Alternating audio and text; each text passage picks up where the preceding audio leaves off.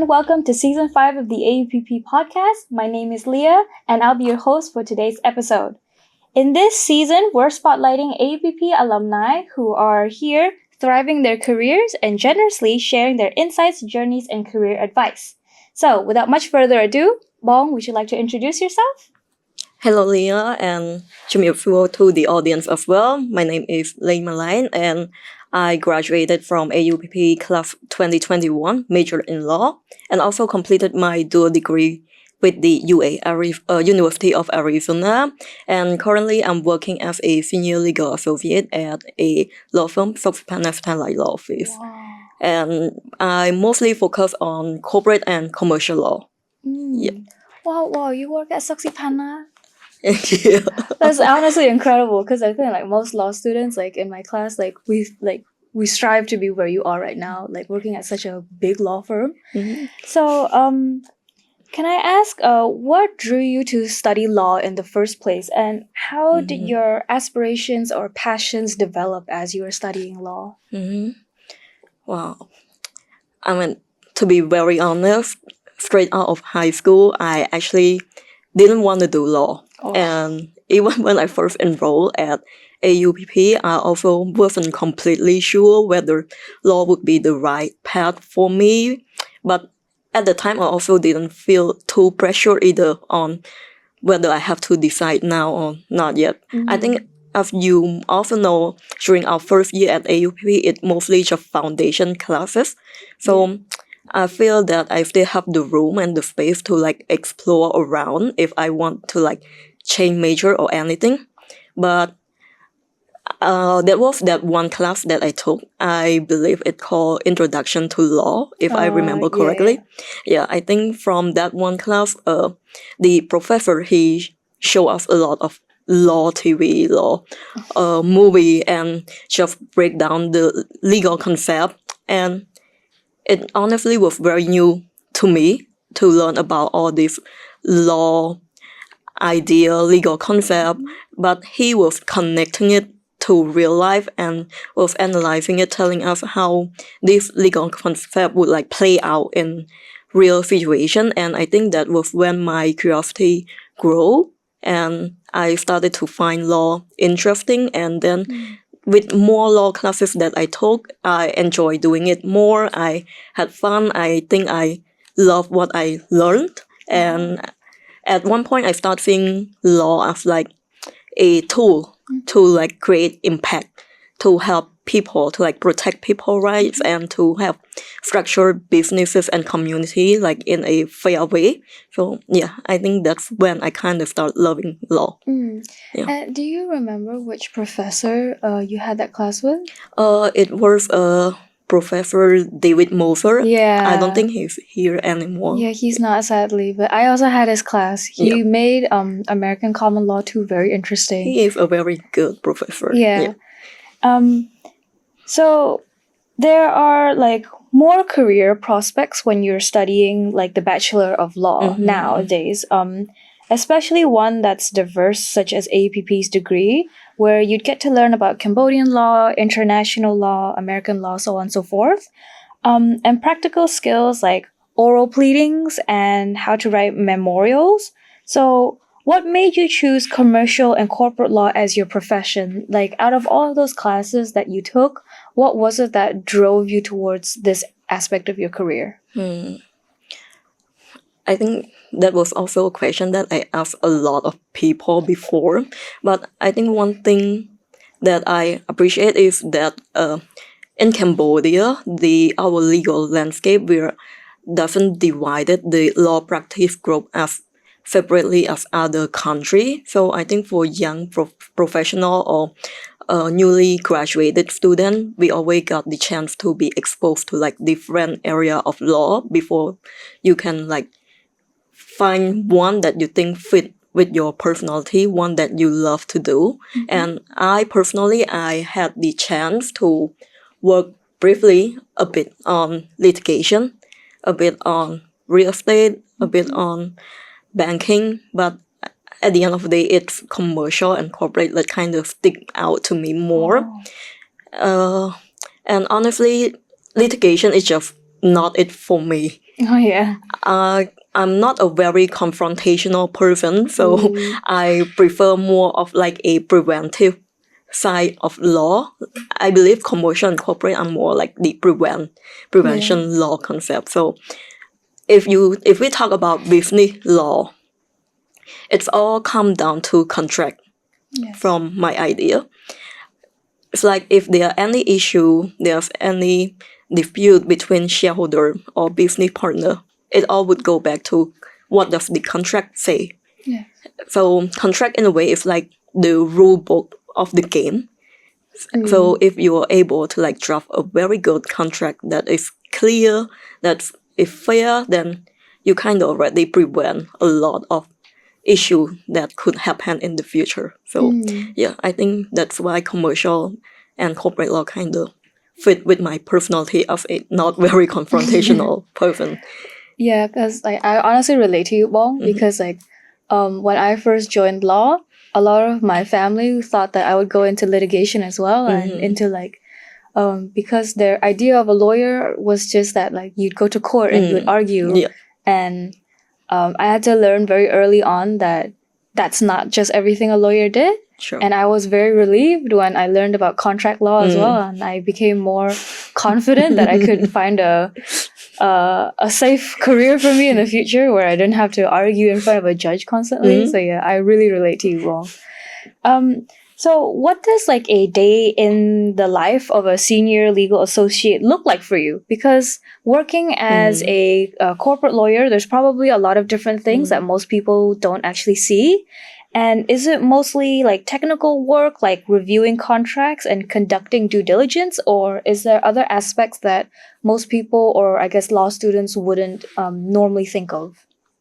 Well, I think it's mostly already almost everything that you mentioned just now, reviewing contract, due diligence, a lot of paperwork, which just like what on Jeff mentioned as well, like I think people always think that if you work in the legal field, you mostly would just go to court and argue. But a day in my life is very different from that. Like I said, it mostly a lot of paperwork, a lot of reviewing contract, a lot of due diligence, preparing, issuing legal opinion. There's also like meeting with client and everything, but it mostly just come back to like you sitting down, writing the legal opinion and everything. So I think my job is mostly more of like a professional writer rather than like a debater. Yeah. Yeah. I think that professional writer is like a good way to describe some lawyers, because a lot of people see lawyers as just readers, and a lot of people assume that lawyers, most of the time, we just sit down and like we open a big textbook in front of us and like dust it off and like we read the law constantly. But I think that what people kind of neglect sometimes is that lawyers are really incredible writers, and most of the time what we do is more writing than reading. Sometimes. True. Especially during my classes nowadays, where like having to apply law and be critical of it, it comes a lot down to your ability to argue and write it as well. So I'm sure that like most law students, or like most people in general, would assume that studying law would only lead to you becoming a lawyer or a judge, and it doesn't seem like there's like a lot of other aspects to it. So what do you think are common misconceptions about your line of work specifically? And what sort of like activity would people be least expected about your profession? I think the biggest misconception, just like what we already discussed about, the biggest misconception would be that people in law could only work in a law firm or in court, or like you go to court and argue every day. It's all about verbal communication. But just like what we mentioned, it's actually a lot more of writing if you do like commercial or corporate law. And then you kind of started to realize as well how important writing is, how important like one sentence could actually change a whole meaning of one contract. So I think that's something that people do not really see when we mention that we work in legal field. most of the time when I tell people that I do law, I work in legal field, the impression that they get is that I would be a very good talker, a very extrovert person, Yeah. but I kind of not very extrovert, and I don't really like to talk a lot. And they'll be like, then how could you work in law if you don't like to talk? I was like, okay, but this is what we actually do most of the time. It's write instead of talk. Yeah, and I think about the legal career, it's actually very diverse if we actually think about it. Like, you don't have to work in a law firm if you don't want to. You also doesn't have to work in court.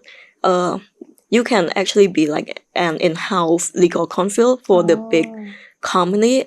I think nowadays we have a lot of big company in Cambodia that all of them always have their own legal team.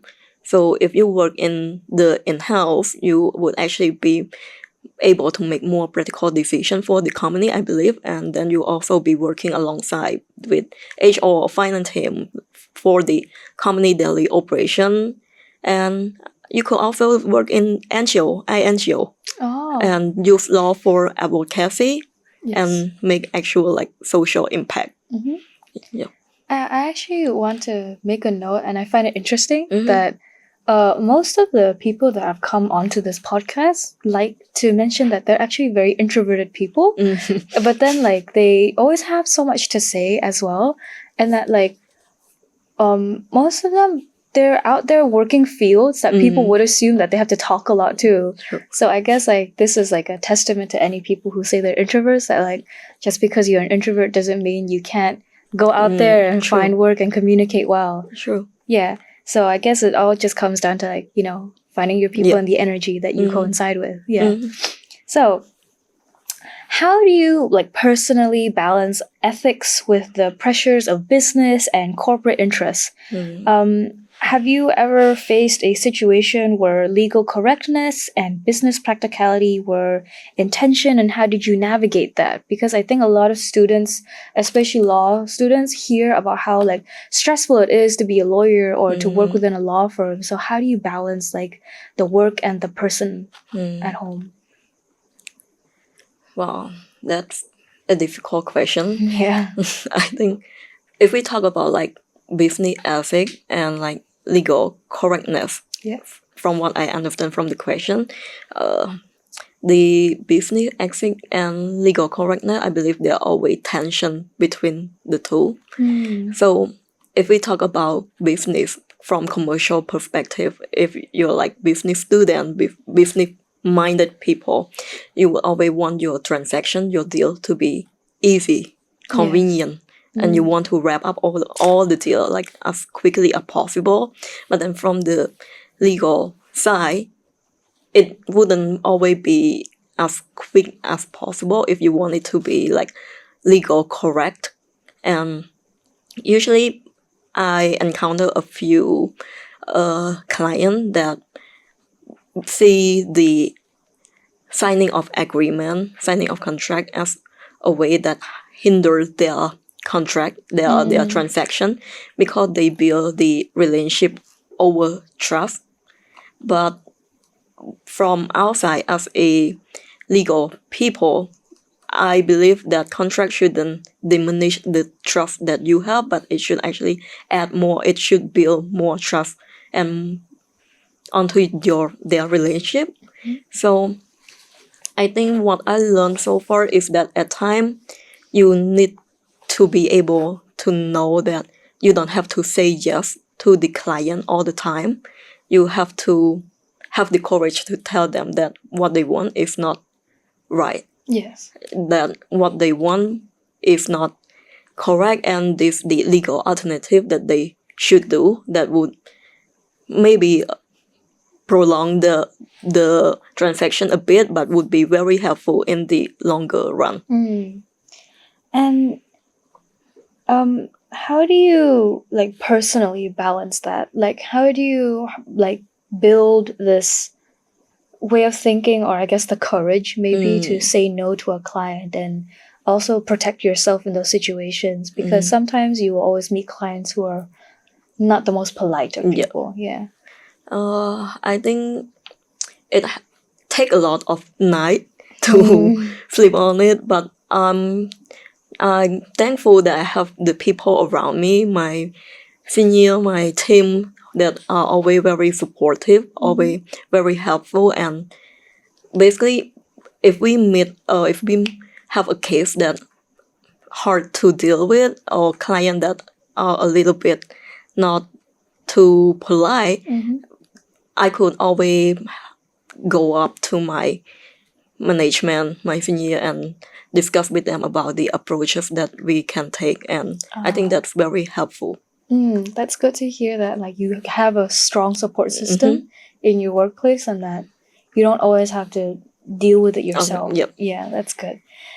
So how do you think young legal professionals like maybe yourself can shape Cambodia's future, like especially in the corporate and commercial space?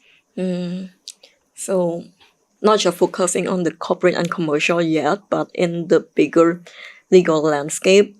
I think because Cambodia legal landscape, we are still very developing very quickly actually, and so you will always have like new regulation, and there's a sector area of law that are not set in stone yet, like clean energy, digital finance, trust, merger and acquisition. It's still all very new legal concept. So I think as a young professional, we have the opportunity to like actually voice out our opinion in any legal forum, legal discussion, and our legal opinion could like shape the way that they're going to amend the law for it to be like able to be implemented and enforced in real practice. And also, I think young professional like us, we have the opportunity to get the international knowledge. We are able to see how the law is being practiced worldwide, and then also got the chance to learn about Cambodian law. So we kind of could be the bridge that link the two together, the domestic practice, local practice, and international practice. So commercial law wise, I believe we can like help communicate with the client on their expectation and the reality of law in Cambodia, on what can be enforced and what cannot be enforced, and make everything a bit more transparent and more predictable for the client to understand. Okay. And I think that a lot of the law students nowadays, they see the future as something that is kind of scary to them. And I think that when they see like alumni like you have confidence in this and that you have the capability to keep moving forward, I think a lot of law students would be quite happy to see that they don't have to always be afraid. True. And that there's always something new. There's always something new that they can walk into. And that I think especially now, the Cambodian government is pushing for youth and for the youth to actually learn more and take over because there's so much happening that's developing now and is very fast, like AI and technology and digital footprints and all that. So I think that you would be like giving a lot of confidence to younger professionals like me as well.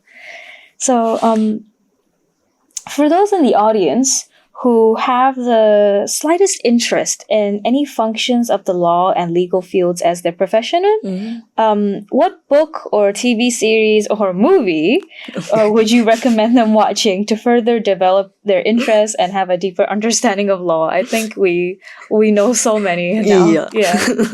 Well, I mean, the classic one, food. For the commercial legal, but I think you could learn a lot on like negotiation skill from it. Maybe not a lot of law concept, but the skill, the soft skill.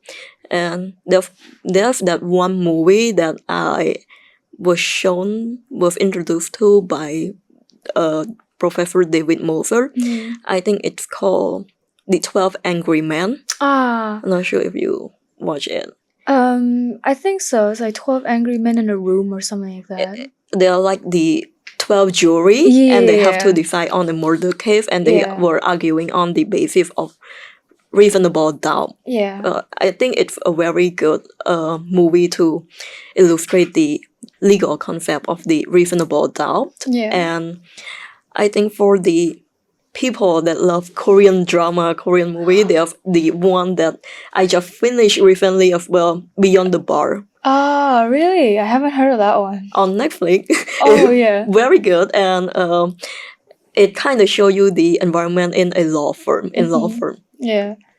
I think that movies and TV shows like this, it really gives people inspiration to True. join law, because I actually have a younger cousin who's about 17 this year, and he watches Suits, and he keeps coming to me and asking like, Jay, what is a affidavit? What is a allegation? And stuff like that. And then like I can really see his interest build in it. And my recommendations for movies actually is like they're very more like whimsical movies. They don't really always make sense in the legal world and reality, but like Legally Blonde has always been like one of those movies that like everybody knows about and everybody talks about. There was also I think something about Vinny or one of those movies where like both movies always include like that very eureka moment in a court scene where it's like the case like finally all fits together and then the audience figures it out alongside the lawyer. Those ones are good. Law and Order, it's more of a cop movie, but I think like it also talks about law quite a lot. So yeah. I think these movies and these series, they're fun. Yeah. But sometimes they gave the wrong idea. True. Yeah. Like especially in Scandal. Have you seen Scandal? Yeah. Like a lot of those scenes where the main character suddenly springs a new piece of evidence in the middle of the court case, or new contracts come out of nowhere, and then you just like that doesn't exactly go how it's supposed to go, but like it's dramatic, it works, and it makes people interested. True. Yeah. But heads up, the law in real life would not be as intense or as dramatic of the law that you watch on movie. I'm not a litigation law practitioner, but I know that you could not just run into court with a new piece of evidence and submitted it right away. Yeah. I've seen 12 Angry Men as well, and I was actually told that this whole entire movie cannot happen in real life because juries aren't supposed to deliberate with each other. They're just supposed to vote.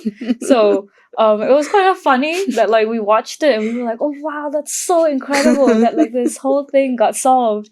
And then at the end we asked our professor, can this happen in real life? She said no, not at all. Which is really funny, but it does really like invoke like a lot of thought in law students, because it makes you see like law in such like a different aspect that like it makes you want to try. True. Which is I guess what the movies are all about, like letting you want to try. So looking back at your time at AUPP, are there any memorable experiences as a law student? I think I still remember the first time that I read case law and have to do case summary. So case law would usually like have 10, 20 pages, and then suddenly your professor will be telling you that, okay, now you have to summarize it into 1 or 2 page at most. Yeah. I still remember that very, very clearly and still feel that it was impossible. Yeah. Like, how would I be able to summarize 20 pages of legal reasoning into 1, 2 page? Everything feel important. Like if you read, everything feel important. I was like, nah, I could not do that. But I think just to clarify as well to the people that's not from AUPP, case law is only applied to common law system, common law country. And Cambodia, we don't have case law. Yeah. We are a civil law country. We have criminal code, civil code. But case law is for our UA, do degree program, the the common law from the America. Yeah. I still remember it until today, but I honestly learned a lot from it, and I think it's very helpful to what I'm doing right now. It helped with my legal analysis. It helped me learn how to like separate fact from like every other argument and be able to pinpoint the legal issue. It was very hard actually at first to like decide to like actually identify what is legal issue. Yeah, definitely. Yeah, but it helped a lot with what I'm doing right now. I heavily relate, Wong, because I went through that course, American Common Law 1 and 2, and I remember having to do case briefs for that every week. I think twice a week, actually, yeah. And what really hurt me the most was that you're only allowed to submit one page, and the paragraphs had to be double lined or something like that. Yeah, double spaced. So you could only fit like one sentence for each bit. So we have IRAC and FIRAC, yeah. So for like facts and stuff like that, you could only mention like 5 facts maybe, and then like IRAC you get like one issue only, and then rules and analysis, because analysis is supposed to be the longest bit. Yep. But then you end up having analysis that's like 3 lines long, and conclusion that's 1 line long. And yeah, it was harsh, but it really forced us to see just what was important and cut down on like the extra fodder. Yep. And especially the bit about the legal issue, I found that to be the hardest for me to actually find, because the rule and the facts and the analysis is all there, but then when it came to the issue, it became harder, because in the case you'll hear about like maybe 4 or 5 issues, but you can't even name all of them. You have to condense it down to just one singular issue, and then that's what everything else branches from. And yeah, I remember staying up like way too long at night just trying to write that one page every night, because I felt like everything was important. Yeah. And then you realize that like, no, this doesn't matter, that doesn't matter, this matters, that doesn't matter. Yeah. But even until now, I still do a lot of IRAC. Not a lot. I still do IRAC all the time for my legal writing, for my legal opinion. So yeah, I think that if the most important that you could like take out from law school. Yeah. And yeah, it'd be very, very helpful. And if you could identify the correct legal issue, you're good. Yeah. Oh, it becomes a lot easier after that. Yeah. Then you can like, you know the issue, you know what rule it applies to, you know how to analyze it and figure that all out. But it's the hardest bit overall. I would almost like compare it to when thesis students try to find their thesis and what they're gonna study on, and then after that it just becomes a whole entirely new different challenge. True. So Mong, if you were to describe your journey so far in just a snapshot, how would you describe the path from student life to where you are now? I think I would say that it has been a lot of exploring, a lot of learning, and a whole lot of translating what I've learned in class into what I do in my work. And it's also been a lot of growing into spaces that at times I don't always feel ready for. But yeah, I think the overall realization would be that the laws that we learn in class, that I have learned in class, isn't just theory, but it would make actual impact. It is an actual transaction, and it involves actual people in what you're doing in real life. So, were there any specific classes or academic classes or even beyond academic activities that helped prepare you for the technical side and challenges of your career?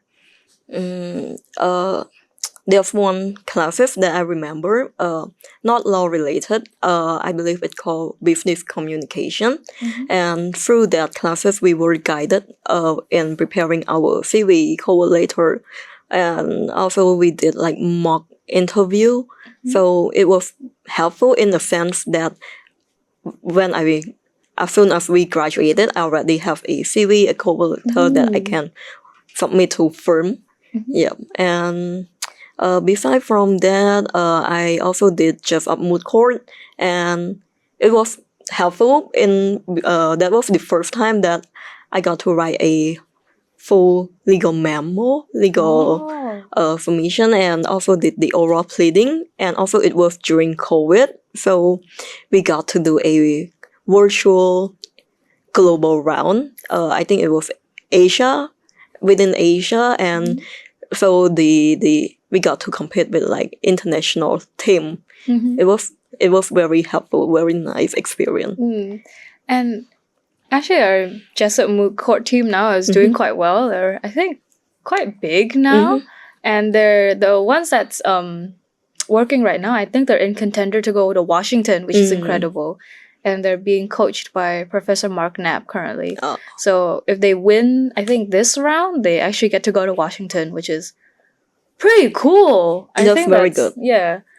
And the law department is actually quite proud of the Jessup team and the moot court team all the time. Speaking of the Jessup team, well, do you miss any of the facilities or any of the events that happen here at school? Because we have a courtroom now in the school. Did you have that during your time? Well, unfortunately, we didn't have it back then. I think we were among the very early Jeff Up team from AUPP, and I did Jeff Up when I was in my senior year. So it was actually quite hard to balance between your senior year and also a lot of time into like preparing for the Jeff Up.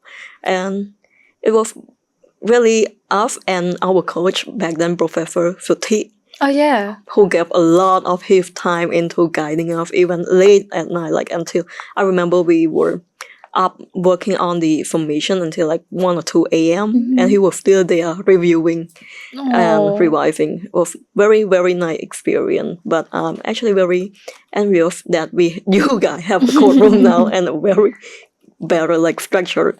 And if there are any event that I miss, I think the most memorable one would be the Khmer New Year. It was very fun, but I think we only got to celebrate 1 year before COVID happened. So during my 4th year in uni, I only got to do like 2 years at school on campus, and we did the last 2 online. So that's sad. Well, if you miss all those events, you can come back to AUPP because we have a master's degree now for law students. I think we have a master's for legal studies and then law in digital technology and international business, law in cybersecurity, and law in AI, which is pretty cool now. It is. I think like we also mentioned that it's a very new legal concept in Cambodia as well. So I actually interested in doing like the law in cybersecurity. Yeah. And speaking of AI, actually, I have a play that's actually about AI, and it's coming out. Tickets are actually on sale now for it, and we're performing at the Last Stage. Have you heard of it, Wong? I'm actually a very big fan of the Last Stage. Oh, really? Wow, actually? I think I always catch most of their play, and I think it would be around 5 or 6 play now that I watch that directed by the Last Stage.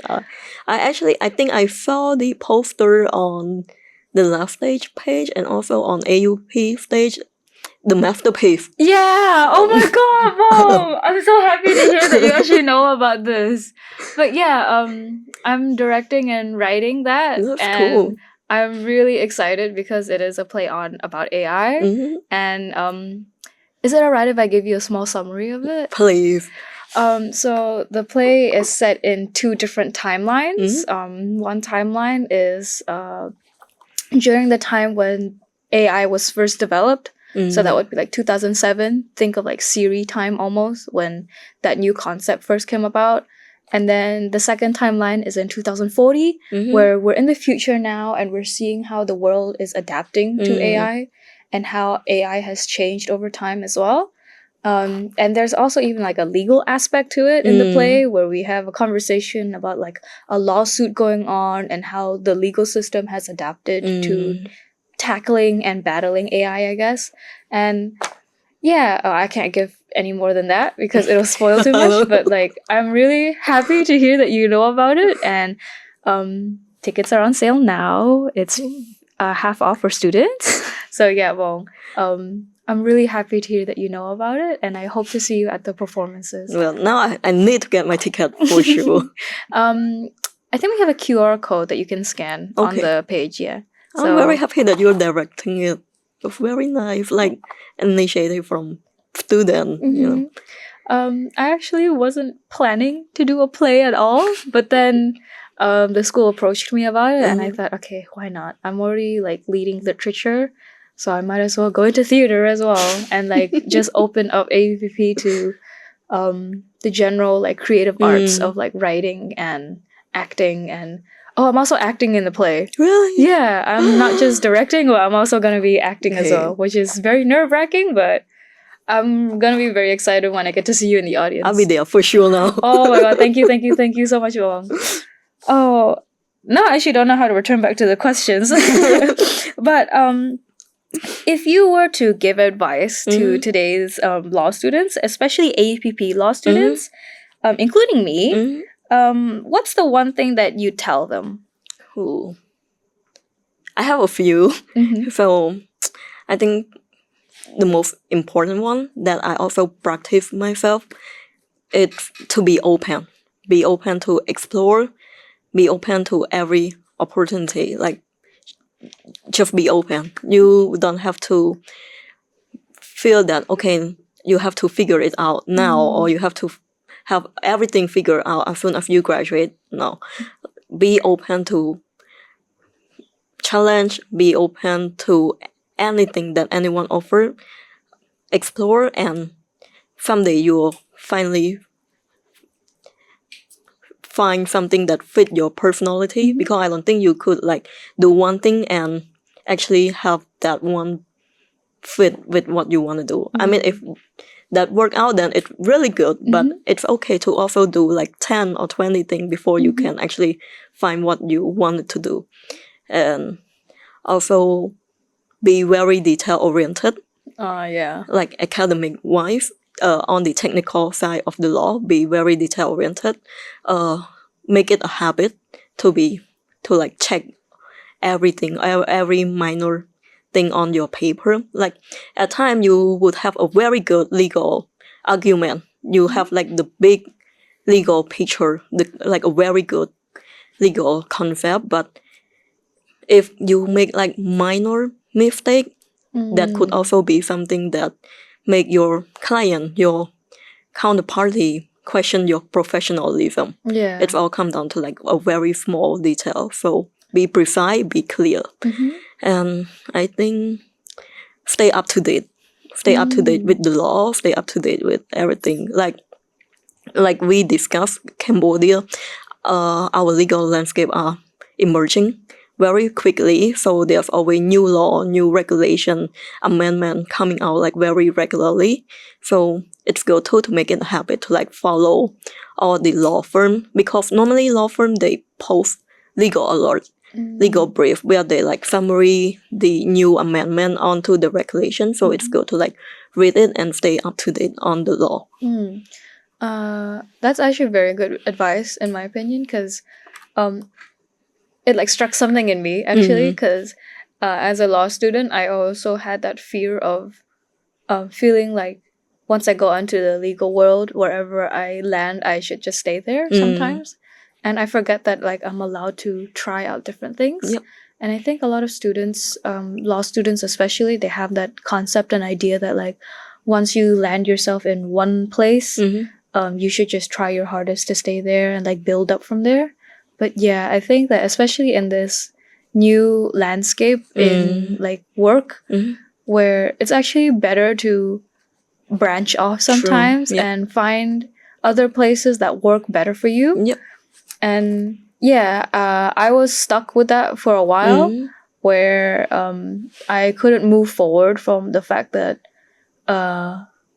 I always felt like, okay, I have to go to litigation because that's where where the money is. But then like over time I started to learn that like it's not just litigation anymore. True. Yep. And that like there's so many other areas that I can branch into. Like for example, my current goal as a law student is not just to hit working at a law firm, but possibly working at the embassy or working under someone else as a legal consultant. And when all these options became possible, I started to realize that like, yeah, in this situation that one place doesn't work out for me, I can always find another place that could work. True. And the detail-oriented part, I honestly really relate because having the experience of working at a law firm, I interned at a law firm once, and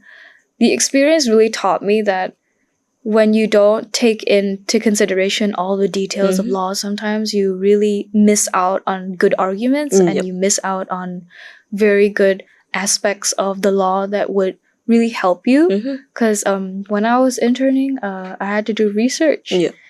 And I had completely missed out on certain parts of the law because they were all like, you would think that they're not important, but then it is, like, for example, like arguments in the preamble, arguments in the appendixes. True. A lot of law students, I think, overlook those areas because they generally only want to look at like the big picture. The big picture or the core of it instead of actually looking at like the surrounding details or whatever else that adds to that law and supports it.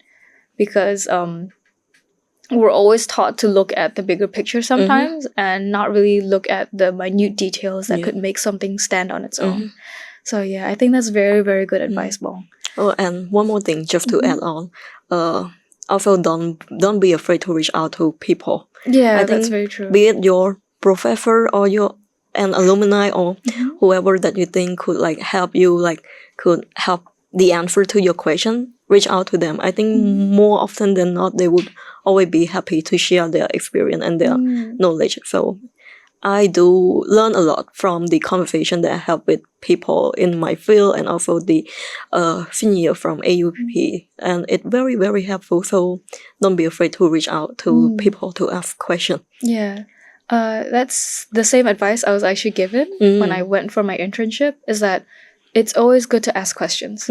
It's better to ask questions than to not. True. And it's always better to ask for help than to stay quiet in certain situations. And I really had to like force myself out of that feeling that I can't ask, because at the law firm or at like any legal working space, sometimes you feel like, oh, these people are so much bigger than me. And sometimes you feel like you don't want to bother them, or you feel like, okay, I can figure this out on my own. So then you go and try figure stuff out on your own, and then you don't get that far sometimes. And I had to learn from my supervisor at my law firm that like it's much better to just ask questions. And when you ask questions, you actually build a better relationship with them as well. And it led me to meeting a lot of new people that I never thought that I could get to meet.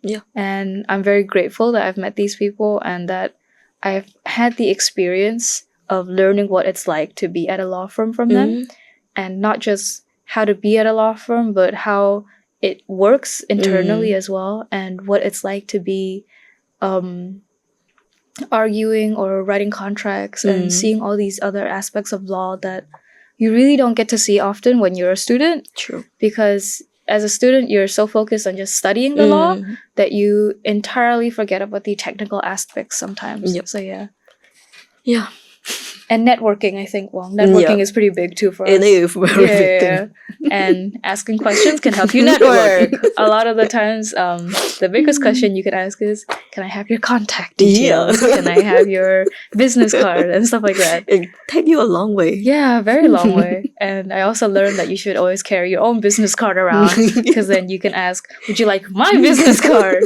And then suddenly you can have all of these different contacts, and it's very, very useful. Well, True. Yeah. So for my last question today, I'd like to ask, if you were given a chance to do a legal passion project, what would the topic be about and why?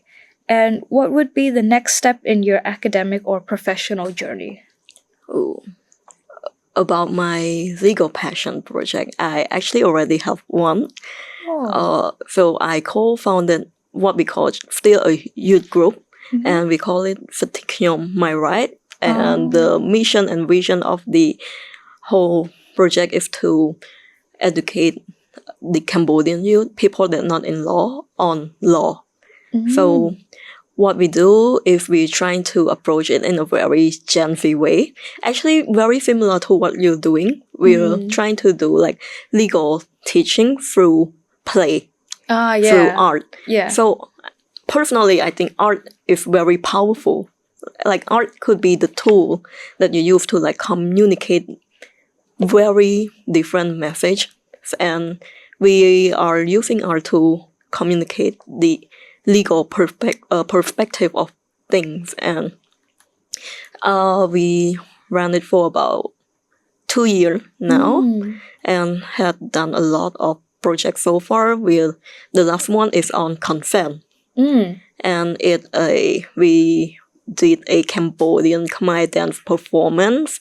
So yeah, and extracting the message on consent from that performance and do like a panel discussion on the law on consent afterward. It's very, very nice, and I think it's a passion of my own and also of my friend. We align on what we wanted to do on like spreading the legal message, legal knowledge to people that are not in law, and also the Cambodian youth in general. Yeah. Wow. Like, I never thought of that before. Like, I never thought of teaching law that way.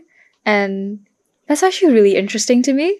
Because that's very true that, like, kids, they sometimes learn things better through play.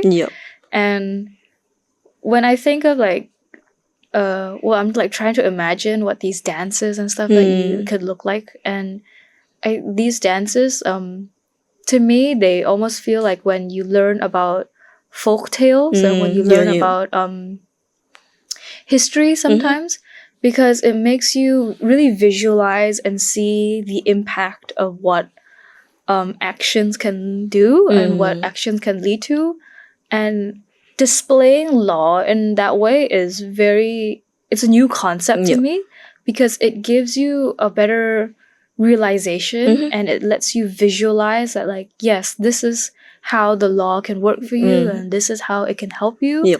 And I'm actually very interested in this. Well, do you have like a position open that I might be able to help with? I think it all comes down to like, well, personally, even being in law myself, at time I would find legal seminar, legal forum a little bit boring. So if we already know about law, find it boring, then how would the general public feel about those type of seminar? And I don't think anyone would like register themselves voluntarily to like go into a legal seminar if they're not within the legal industry, legal field. So I was like, okay, then we'll bring law to you through play, and you will have fun watching the play, and afterward we can discuss about the legal aspect of it. I think we can talk more on this afterward. Thank you so much, Will. And I think also that when you put it in a play or when you put it in a creative form, it stays with people longer. It stays in their mind longer as well, because it lets them really think about it and lets them really see that it's not just words, right? It's not just law isn't just words, but it's actually like actions and people working behind it to ensure safety or to ensure that like you have your rights and so forth. And I think that it's very important, especially nowadays, for the Cambodian youth to know about their rights. Because a lot of children and people in general, they don't know their rights and they sometimes don't know that what is happening to them isn't correct. And having something like that, because it transcends language, it lets them realize their rights without having to have a proper education, and it feels more accessible to like anyone and almost everyone in the general population. So Wong, I really think that's a creative idea. Thank you. Honestly, wow. I think it's similar to the question that you have about the snapshot of what I felt so far from graduating until now. It all kind of comes down to realizing that law is not just word, like you said. Law is not just a concept, not a theory, but this law would help you in real life. Law would make impact. It would protect you. It would help businesses and everything. So it has been a lot of realization that okay, this what we learn in class could actually be implemented into real life and could actually help people. So thank you once again to our guest for a inspiring journey and valuable insights that you have shared with us today. We hope for you to have continued success in your career and in all of your endeavors. But before we wrap up today, we would like to gift you our newest and greatest AUPP merchandise. This is our cozy hoodie. Thank you. This will keep you warm and stylish throughout the seasons. And we'd also like to thank our sponsor, Two Bean Coffee, for sponsoring us and helping provide us drinks that have been delicious once again for this AUPP podcast, Season 5. And to our listeners, thank you for tuning in from the very start. We hope today's episode brings you inspiration and perspective. If you have any questions, feel free to comment them down below. And don't forget to share, subscribe, and send this to your family and friends. Thank you all. Thank you for having me today. I'm very, very happy to be here sharing all my experience so far. And actually, I was told by the host that today would be the last episode of the season. And it's a jacket from AUPP merchandise. Thank you, Leah, for being a great host throughout the season. Oh, thank you so much. Thank you so much, Bong.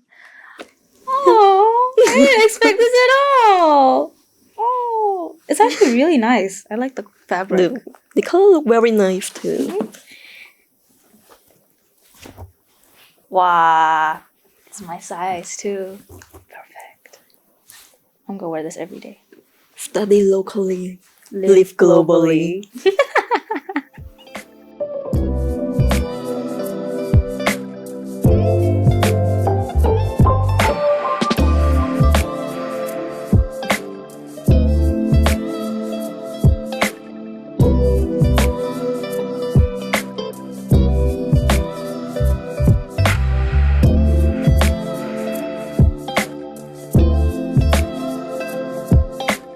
AUPP. Study locally, live globally. Apply to AUPP today.